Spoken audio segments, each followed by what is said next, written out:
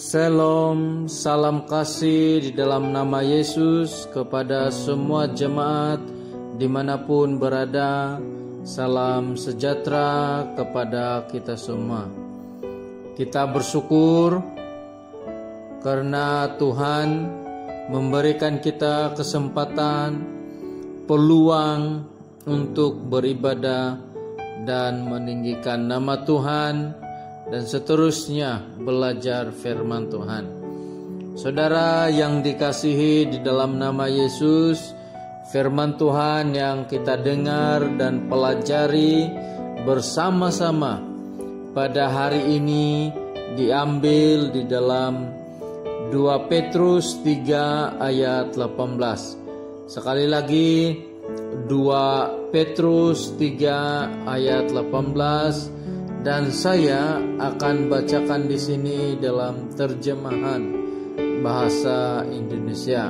Begini bunyi firman Tuhan. Tetapi bertumbuhlah dalam kasih karunia dan dalam pengenalan akan Tuhan dan Juru Selamat kita, Yesus Kristus. Baginya kemuliaan sekarang dan sampai selama-lamanya. Demikian pembacaan firman Tuhan. Saudara yang dikasihi oleh Tuhan, tema kita pada hari ini berubah, bertumbuh dan berbuah. Berubah, bertumbuh dan berbuah.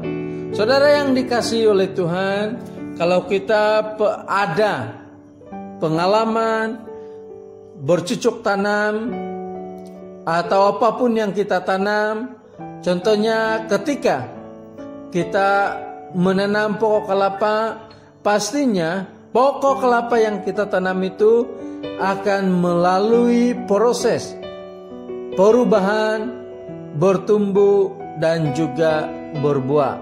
Saudara yang dikasihi oleh Tuhan, firman Tuhan yang kita baca ini merupakan dorongan Petrus kepada umat-umat percaya atau orang-orang percaya untuk bertumbuh di dalam Yesus Kristus. Firman Tuhan yang kita baca ini merupakan penutup surat Petrus, dan dalam 2 Petrus ini Petrus memberikan nasihat dan juga dorongan. Nasihat Petrus adalah supaya orang-orang percaya berhati-hati atau berwaspada terhadap pengajaran sesat. Petrus juga memberikan dorongan supaya para pengikut Yesus akan mengalami pertumbuhan rohani. Saudara yang dikasihi Tuhan, tema kita berubah, bertumbuh dan berbuah. Perubahan itu terjadi apabila kita bertumbuh. Sebab ketika kita bertumbuh, itu membuat tidak akan sama lagi. Atau dengan kata yang lain, terjadi perubahan. Walau bagaimanapun saudara yang dikasihi Tuhan, seharusnya sebaiknya perubahan itu ke arah yang baik dan memberkati. Nah, melalui firman Tuhan yang kita baca, kita boleh melihat perubahan, pertumbuhan ke arah yang baik. Yang pertama, perubahan bertumbuh dalam kasih karunia Tuhan Yesus Kristus. Kasih karunia itu bermaksud anugerah atau pemberian. Sebagai anak-anak Tuhan, kita telah menerima banyak sekali kasih karunia atau anugerah daripada Tuhan. Malah anugerah yang kita terima itu tidak terhingga, tidak terhitung banyaknya. Saudara yang dikasihi Tuhan, nafas kita, apa yang kita miliki, bahkan keselamatan yang kita terima melalui Yesus Kristus, itu semua adalah kasih karunia atau anugerah yang diberikan oleh Tuhan kepada kita. Kasih karunia yang sudah kita terima daripada Tuhan seharusnya sepatutnya membuat kita semakin mengasihi Tuhan Yesus Kristus. Kita dapat melihat seperti Rasul Paulus. Kita tahu dia seorang yang menganiaya orang-orang percaya. Tapi ketika dia menerima kasih karunia Tuhan, dia diselamatkan dan percaya kepada Yesus, dia menjadi pribadi yang bertumbuh dengan luar biasa, sehingga sangat mengasihi Yesus, sanggup mengorbankan hidupnya untuk melayani dan bagi kemuliaan Tuhan. Saudara yang dikasihi oleh Tuhan, kita sebagai anak-anak Tuhan juga seharusnya demikian. Kita sudah menerima banyak anugerah, kita sudah menerima banyak kasih karunia daripada Tuhan. Itu seharusnya membuat kita semakin bertumbuh mengasihi Yesus sebagai juru selamat kita. Hal kedua yang kita belajar adalah bertumbuh dalam pengenalan akan Tuhan Yesus Kristus. Maksudnya saudara yang dikasihi Tuhan, bertumbuh semakin kenal, semakin mengenal siapa sesungguhnya Yesus Kristus itu. Petrus melihat bahwa bertumbuh semakin mengenal Yesus itu sangat penting dan perlu bagi setiap pribadi orang-orang yang percaya. Saudara yang dikasihi oleh Tuhan, waktu itu gereja secara langsung berhadapan pengajaran sesat, baik itu di dalam gereja maupun di luar gereja. Ada pihak yang salah tafsir dengan pengajaran dan surat yang ditulis oleh Paulus. Mereka menyatakan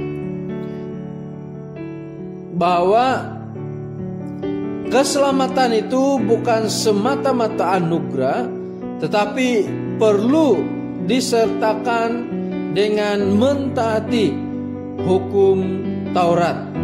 Contohnya harus bersunat. Tetapi di dalam pengajaran Paulus, keselamatan itu adalah anugerah, dan ada kumpulan yang salah menafsir pengajaran Paulus ini. Sebab itu saudara yang dikasihi Tuhan, Petrus melihat bahwa sangat penting semakin mengenal Yesus. Karena apabila semakin mengenal Yesus, pastinya dia akan mengetahui kebenaran. Malah tidak akan mudah terpengaruh dengan pengajaran yang bertentangan dengan firman Tuhan. Saudara yang dikasihi oleh Tuhan, bertumbuh semakin mengenal Yesus perlu bagi semua orang percaya. Kalau kita melihat sejarah gereja 305 Masehi, Galerius yang menjadi maharaja pada waktu itu berusaha menganiaya orang-orang Kristen. Bahkan dia membunuh orang-orang percaya. Mereka memaksa supaya orang-orang percaya menyangkal iman mereka. Tapi dikatakan bahwa ada ramai orang yang mati dan tidak mau menyangkal iman mereka. Sehingga dikatakan bahwa orang yang bekerja memanggal kepala orang-orang percaya, orang-orang Kristen, merasa penat dan letih karena sangat banyak orang-orang percaya yang dibunuh.